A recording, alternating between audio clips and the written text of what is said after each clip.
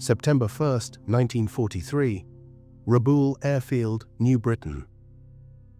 Lieutenant Commander Saburo Sakai's finger hovered over the intelligence report.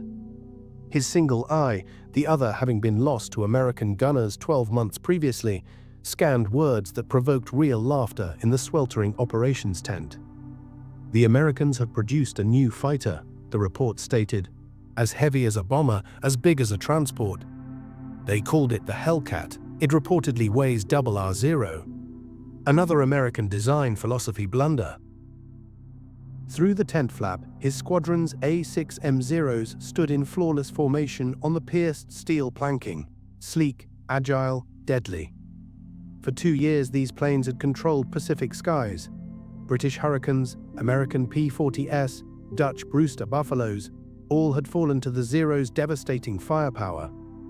The Americans' new wonder machine, this big, bulging Hellcat, would surely share the same fate. What Sakai didn't know, what no one of the Japanese naval airmen who had gathered for morning briefing could appreciate, was that in precisely 30 days, this failure would start the deliberate destruction of Japanese naval aviation.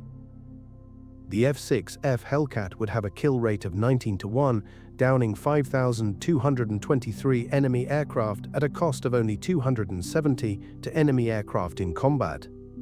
It would revolutionize carrier warfare, shatter the backbone of Japanese air power, and prove that the Zero-Terror era had been founded on the underpinnings of lethal myths.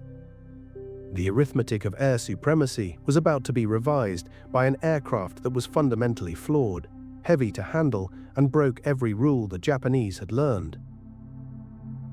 But in 6 months, the same pilots who were presently dismissing intelligence projections would be penning farewell letters home, understanding that to encounter Hellcats meant statistical certainty of death. The zenith of the rising sun. Confidence in the Japanese Navy in September 1943 was not arrogance. It was mathematically assured. Since the 7th of December 1941, the Imperial Japanese Naval Air Service had registered victory rates that approached the impossible. Pearl Harbor, 29 lost, 347 destroyed. Philippines, 7 lost to 103 destroyed.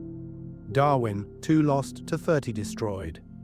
British Far East Fleet, air arm annihilated. Dutch East Indies, Air Force smashed in a matter of days. At the heart of all of this mastery flew the Mitsubishi A6M0, a machine which had rewritten fighter design principles in its very being. When American engineers test ran captive samples in 1942, they initially did not believe the performance claims. A fighter with bomber range, biplane agility, and sufficient firepower to destroy anything it intercepted seemed physically impossible. Warrant Officer Hiroyoshi Nishizawa, who eventually became Japan's ace of aces with 87 confirmed kills, wrote in his recovered diary, "Sitting in the Zero is like having wings on. The aircraft reacts to thought itself, rather than to control input. American aircraft fly like trucks, strong but clumsy. They construct fighters the way they construct automobiles, heavy, over-engineered, wasteful." The Zero achieved its incredible performance through an innovative design philosophy. Super duralumin, a special aluminum alloy, built a 30% lighter frame than comparable American designs. No armor plate was used on the pilot. No self-sealing tanks were installed to bring it down. Even the radio was frequently pulled out to shave pounds. All ounces trimmed for performance. The intelligence dismissal, the first F6F Hellcat sightings, were made available to Japanese intelligence through neutral Swedish sources at the start of 1943.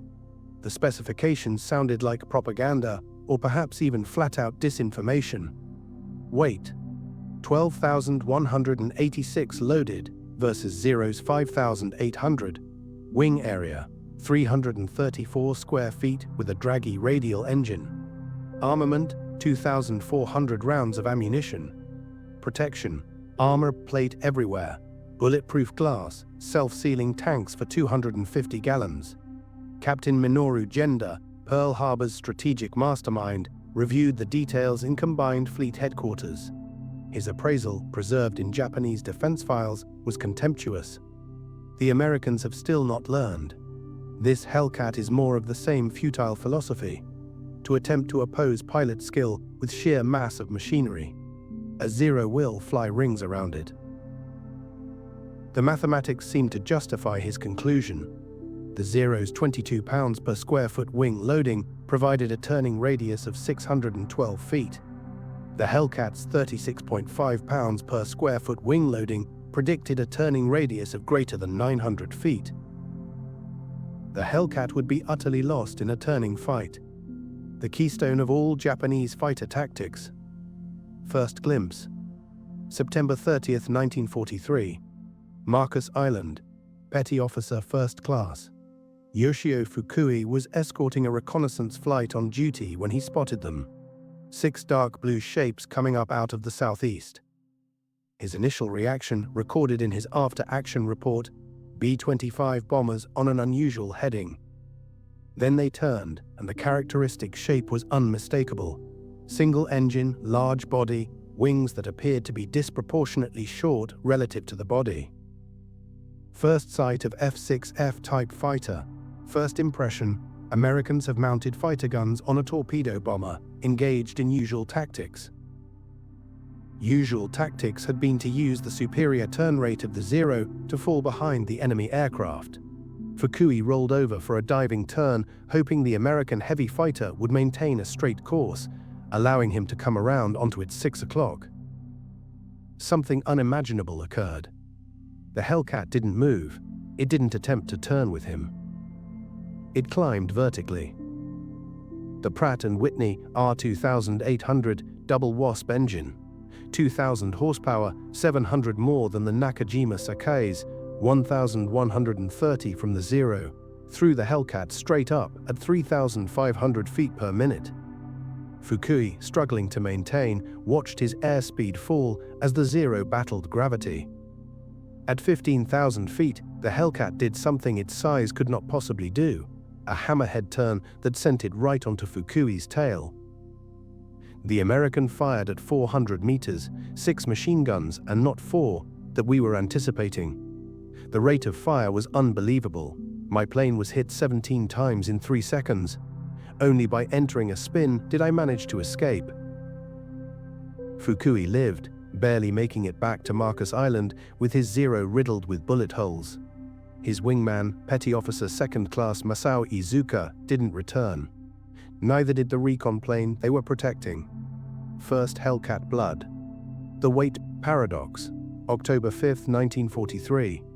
Task Force 14 attacked Wake Island. Lieutenant Yoshio Shiga led a dozen Zeros of the 252nd Air Group to attack what was believed to be another annoying raid. American carriers had been running these hit-and-run raids for months, typically disengaging before Japanese fighters could attack in full measure. This time would not be the same. We ascended to 20,000 feet, beneath us 12 F6F fighters in 3 divisions. We possessed every advantage: altitude, position, surprise, certain victory. The ensuing attack was a violation of Japanese tactical protocol. When the Zeros attacked the Hellcats neither dispersed nor attempted to turn. They remained in formation, flying at high speed in a shallow dive that saved their energy. While the Zeros were shooting at maximum range, hoping for lucky shots, the Hellcats simply took the gong. The Hellcat's armor comprised 212 pounds of plate armor protecting the pilot, 110 pounds encasing the oil system, and self-sealing tanks that were able to withstand dozens of hits. Since the Zeros had fired out their ammunition, attacking in dives, the Hellcats counterattacked. Instead of switching to dogfight, they mobilized their mass. Climbing at full throttle, they reached altitudes at which the Zero engine labored for oxygen. At 25,000 feet, the Hellcat had 1,650 horsepower. The Zero had 900. They descended upon us like hawks upon sparrows. Their mass gave us the speed we could not otherwise generate. They would come in, roll out those 6 terrible guns, and depart before we could return fire. 8 Zeros were destroyed. No Hellcats were lost. The Marianas Turkey Shoot prophecy. November 11, 1943. Rabaul. The pilots of the 204th Air Group, who had been assembled, learned American tactics from Lieutenant Commander Tadashi Kaneko. Kaneko had 32 victories and was among the pilots who had survived many battles with Hellcats. Forget everything you've learned about air combat. The Americans have changed the rules. They no longer fight the way we do. They fight like executioners, not warriors. Kaneko described what Japanese pilots were gradually fatally learning. The Hellcat was never intended to outturn the Zero, it was intended to never have to.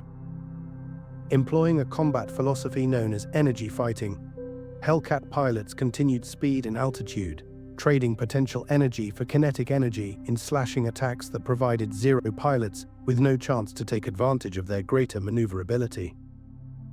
They come in twos, one high, one low. While you're holding one, the other is descending on you. Their radios, which we mocked for being heavy, enable them to act as a perfectly coordinated team. We strike alone like samurai. They fight like a machine. The technology gap, December 1943. Truck Lagoon. Commander Mitsuo Fuchida, who had led the Pearl Harbor attack, was now the Combined Fleet Air Operations Officer. His experiences of battered Zeros returning from Hellcat battles revealed the widening technology gap. The disparity in firepower was mathematical. Hellcat, 6 Browning. 2 machine guns firing 750 rounds of ammunition per minute. Each equals sign 500 rounds per minute total. Each .50 caliber bullet weighed 46 grams and traveled at 2,900 feet per second, with 3,500 foot-pounds of energy. 27.7 mm machine guns, firing 11-gram bullets at 2,300 feet per second, equals sign 750 foot-pounds of energy. More disquieting were reports of American radar-directed fighter direction.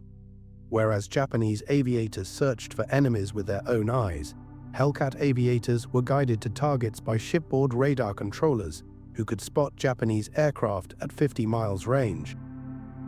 Lieutenant Sadamu Komachi remembered his first radar-directed interception. We were cruising through clouds when they attacked. No warning, no visual. Hellcats dropping down out of the sun, right on our bearing, in the best position. They knew where we were, our altitude, our course. We were blind men fighting those who could see in the dark. The pilot equation. January 1944. The Japanese pilot shortage was raging out of control. Pre-war Imperial Navy flight training was the toughest in the world. 3 years with pilots entering combat at 700 hours. The Army pilots received at least 500 hours. They were combat aerobatic, gunnery, and metaphysical air combat philosophy masters. By early 1944, naval pilots entering combat with 300 hours. Army pilots, 200 hours. Fuel shortages, a lot of training in the E-gliders. Gunnery training, limited to 50 rounds per pilot. Instrument flying, radio procedures, formation flight. All trimmed to rush pilots to the front. American pilots arrived with 300 hours minimum, 50 hours in type. Thousands of practice rounds expended, carrier landings drilled until automatics. Energy tactics learned safely over Texas skies. Training Officer Lieutenant Commander Yoshihiro Hashimoto at Kasumigara Naval Air Station declared in his last report, "We are sending children against professionals." Yesterday, Ensign Yamamoto reported to the front. He had never shot his guns in flight. "We have no ammunition for training." He had never flown at night. "We have no fuel for such instruction." He survived 7 minutes in his first battle. The Formosa Revelation, October 12, 16, 1944. The Battle of Formosa. 2nd Air Fleet Commander, Vice Admiral Shigeru Fukudome committed everything to stop American carrier attack sorties against Formosa. Over 700 aircraft, the final trained pilots from home nation training units. The Japanese were claiming a splashy victory. 26 carriers and battleships sunk, 300 aircraft destroyed. The reality, not released until pilots had returned, and gun camera film had been developed, was grim. Actual American losses: 89 aircraft. Japanese losses: 329 aircraft, and most experienced pilots Lieutenant Sadaaki Akamatsu, who survived to be one of the last of the veterans, described the carnage in his memoirs. The Hellcats were waiting at every altitude. As we climbed, they were above us. As we dove, they were below. They had divided the sky into grids, each section covered by a division. It was not combat. It was systematic extermination. The Great Marianas Turkey Shoot, the 19th of June, 1944. The Philippine Sea. The Japanese Navy staked all that it had rebuilt of its carrier force on Operation Ago, the final battle to eliminate American carrier power in the Pacific. 9 carriers, 450 aircraft, their most experienced surviving aviators. Against them, Task Force 58 with 15 carriers and 956 aircraft, 450 of them F6F Hellcats. Admiral Saburo Ozawa directed his attacks in 4 waves, convinced that the skill of Japanese pilots and the range advantage of the Zero would get the day through. The initial wave of 69 aircraft departed at 0830. The Americans detected them on radar at a distance of 150 miles. Hellcats were brought in to intercept in a fine position. Altitude advantage, sun at their backs from Japanese blind areas. Lieutenant Zenji Abe, who was leading the fighter escort, identified the Hellcats just before contact. They were queued up from 20,000 to 30,000 feet, at least 60 of them, glaring like a steel wall. We were at 18,000 feet, all pluses were theirs. The fight went on for 12 minutes. 42 Japanese planes out of 69 were destroyed. Commander David McCampbell, Air Group 15's CAG, shot down 7 planes that day. His wingman, Lieutenant Roy Rushing, bagged 6. The Zeros tried to turn with us, we just wouldn't. We'd make a high side run, shoot one down and zoom climb back up to altitude. They'd try to follow, stall out, and another Hellcat would get them. At the end of the day, Japanese losses: 346 carrier planes plus 50 land-based planes. Allied losses: 30 planes, all causes American pilots in their briefing rooms that evening referred to it as a turkey shoot. The hostile aircraft had been as powerless as game birds. The Leyte Gulf Record. October 24, 1944.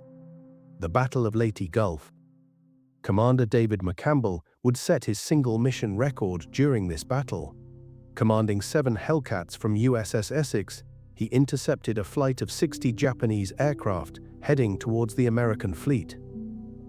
During the ensuing 90-minute battle, McCampbell downed 9 aircraft, 5 Zeros and 4 bombers, while his wingman, Roy Rushing, destroyed 6. I had no ammo after the 9th kill. The Hellcat performed beautifully the entire time, not a single hit on my aircraft in being outnumbered 8-1.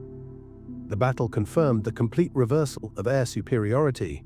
7 Hellcats had routed 60 Japanese planes, destroying 15 without loss. McCampbell's pair of ace-in-a-day efforts, 7 on the 19th of June and 9 on 24 October, earned him the Medal of Honor and Navy Cross. The psychological collapse. The Philippine Sea and the Battle of Leyte Gulf resulted in what Japanese military psychologists later explained as Hellcat psychosis among surviving pilots. Admiral Ozawa, in his after-action report, reported, "The radar-guided enemy fighter direction did the impossible for us.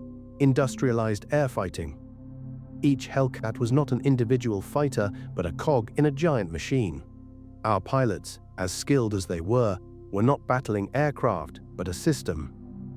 Pilots' shortage had become so acute that early 1945, training reduced to 40. 50 hours for naval pilots, 60. 70 hours for Army pilots. Kamikaze pilots had accumulated only 40. 50 hours total, 7 days of training. The Okinawa Apocalypse. April-June 1945. Operation Iceberg. The Japanese launched 1,900 kamikaze sorties upon the American fleet outside Okinawa. The Hellcat emerged not only as a fighter, but a protector against the despair of suicide raids. Lieutenant Eugene Valencia, leading his flying circus squadrons of Hellcats, shot down 23 Japanese aircraft during the campaign.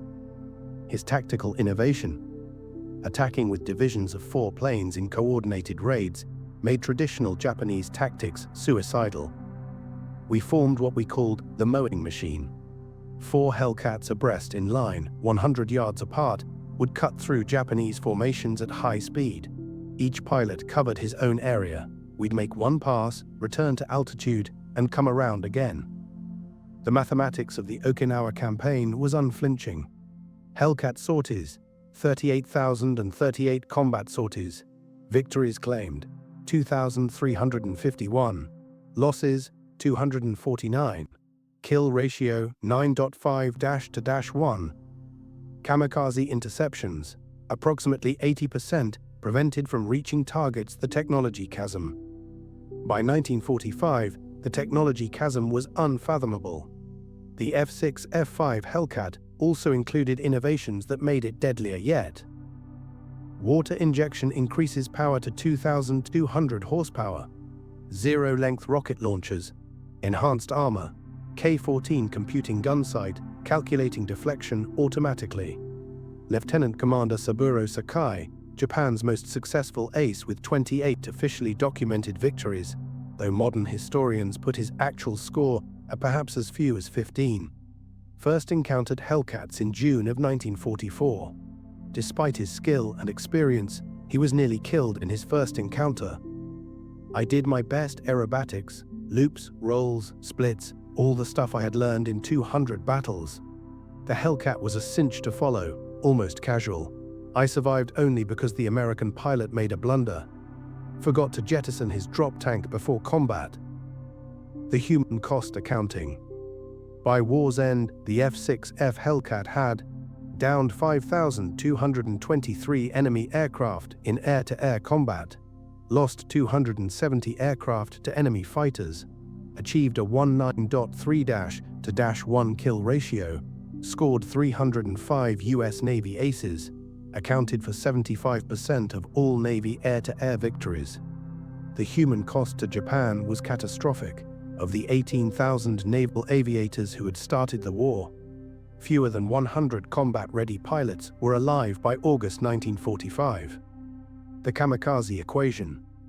The transformation of Japanese naval air power from an elite squadron to kamikaze attacks was the ultimate acknowledgement of Hellcat supremacy. Desperate to counter Hellcats with traditional tactics, Japan turned pilots into guided missiles. Vice Admiral Takejiro Onishi, the father of the kamikaze program, justified it in stark mathematics. If a zero conventional strikes a carrier, the chance of success is near zero. The Hellcats will bring it down. If the zero is a bomb, the chance of a hit is increased to 30%. The pilot is dead in either event. At least when he is a kamikaze, his death is worthwhile. Asterisk. Hiroyoshi Nishizawa covered the initial official kamikaze mission, flown by Lieutenant Yukio Seki on October 25, 1944. Claiming his 86th and 87th victories, 2 F6F Hellcats in the bargain. The next day, October 26, 1944, Nishizawa was a passenger on a transport aircraft brought down by Hellcats from VF-14. Japan's highest-scoring ace, helpless without a fighter, was a victim of the very planes he had temporarily bested. The final testimony. August 15, 1945. Emperor Hirohito's surrender broadcast. Captain Minoru Genda, who had written off the Hellcat as weight over finesse, heard the Emperor's words. Around him were the remnants of Japanese naval aviation. Inexperienced pilots, barely 40 hours old, aircraft assembled from rubbish, spare fuel tanks unused.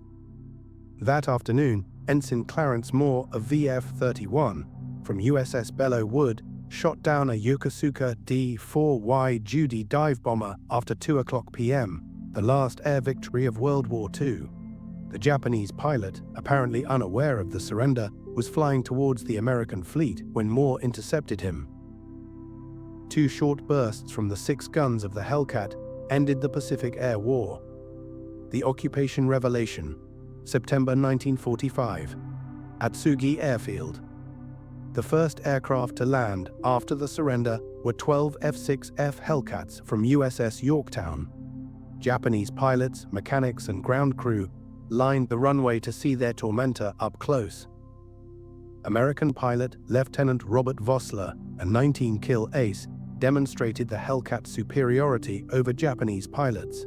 His nonchalant aerobatics, loops, rolls, and climbs that would have torn a Zero apart are reported to have left the Japanese dumbfounded. You have to understand, this isn't even flexing it. Against water injection, it's 20% more powerful. The plane is structurally loaded for 13 Gs. I never even once managed to wreck one. The engineering post-mortem. Japanese engineers studying captured Hellcats at the end of the war discovered the degree of American industrial dominance. The Pratt & Whitney R2800 engine contained 2,804 precision-machined components, all of which were interchangeable with any other R2800 engine. Hand-fitting of parts was required by the Saburo Sakai. No 2 engines were alike. Professor Jiro Horikoshi, the designer of the Zero, took a thorough examination of the Hellcat after the war. What he learned was appalling. We had constructed an airplane for 1941. They constructed an airplane complex for 1945. While we were perfecting the sword, they were building the industrial age. The production miracle. Manufacturing of the Hellcat itself by Grumman became a weapon. The 24-hour, 7-day-a-week operation of the Bethpage, New York plant. During maximum production, a new Hellcat rolled off the line every 60 minutes. The firm produced 12,275 Hellcats in 30 months, a feat beyond Japanese comprehension. In 1944, Japan, 5,100 of every kind of fighter. America, 35,000 fighters. The manufacturing process included innovations beyond Japanese observers' ability to comprehend. Workers building complex parts from color-coded instructions, around-the-clock operations, and quality-maintaining pace. The strategic revolution. The Hellcat won battles, but it revolutionized naval war. Pre-war strategy assumed carriers were vulnerable ships that must strike first to survive. The Hellcat overturned this assumption. Carriers were now invulnerable fortresses that could take and vanquish any airstrike. Commander of Task Force 58, Admiral Mark Mitcher, understood this change. Hachash, with the Hellcat, we don't have to seek them out. Let them come. The F6F will knock them off at our convenience. This self-assurance allowed unparalleled offensive initiative. American carriers could lurk off enemy coasts for weeks, their Hellcat umbrellas making them practically invulnerable to air attack. The cultural collision. Beyond technology, the Hellcat represented a cultural philosophy that made Japanese war doctrine irrelevant. The samurai ethic valued individual excellence, spiritual vitality, and submission in death. The Hellcat exemplified systematic efficiency, material supremacy, and life-saving. This philosophical gap did not enable Japanese pilots to adapt Hellcat tactics, even if they understood them. The doctrine of not fighting when disadvantaged, taken for granted by Hellcat codes of conduct, was simply unthinkable to Japanese Bushido-trained pilots. The judgment of history. In 1962, the United States Navy sponsored a symposium on Pacific War aviation. American and Japanese veterans came together to address the war with a consideration of history. Captain David McCampbell, the Navy's ace of aces with 34 victories, summed it up best. The Hellcat won the Pacific Air War, period. It destroyed Japanese aviation and made our victory inevitable. Commander Saburo Sakai responded, "The Zero was a better fighter. The Hellcat was a better weapon system. We never realized the difference until too late. We came to a gunfight armed with swords and wondered why we lost." The ultimate reckoning. The Hellcat supremacy can be reduced to simple arithmetic that speaks to an epic story. Kill ratio 19:1 overall, 13-1 against Zeros in particular. Hellcats produced 12,275 in 30 months. Zeros produced 1943 to 1945, approximately 6,000 American pilots trained on Hellcats. Over 5,000 Japanese pilots remaining by August 1945. Fewer than 100 combat-capable Admiral Saburo Ozawa, who commanded the Japanese fleet at the Philippine Sea, provided perhaps the most honest assessment. We ridiculed the Hellcat because we didn't know it meant not just an airplane, but an entire civilization's way of war. Before we had stopped laughing, our air forces no longer existed. The last word, Saburo Sakai, survived until 2000. In his last interview, he was asked about the Hellcat. His response fully encapsulated its superiority. The Zero made Japan a grand naval power. The Hellcat made Japan realize it was never so grand as it believed. We imagined we were samurai. The Hellcat instructed us that we were men with old-fashioned weapons against the future. Every Japanese pilot who survived the war survived because a Hellcat pilot chose to let them survive. That's the final defeat, living at your enemy's mercy. The F6F Hellcat entered the combat with twice the weight of the Zero, burdened with armor unavailable to the Zero, driven by an engine not produced by the Japanese, armed with guns they could not match, guided by radars they could not jam, flown by pilots they could not rival in training, and produced in numbers they could not imagine. The Japanese pilots had mocked it because they did not understand that every extra pound represented not weakness, but the power of an industrial democracy capable of funding its fighters. By the time they understood, their laughter were turned into final letters home, their taunts into kamikaze missions, their complacency into complete breakdown. The Hellcat didn't just beat up on the Zero, it obliterated a whole philosophy of war, stating that in modern warfare, the nation that could design a better system would destroy the nation that could create only better fighters. The Japanese pilots had scorned the F6F Hellcat. The Hellcat had the last laugh. It always did.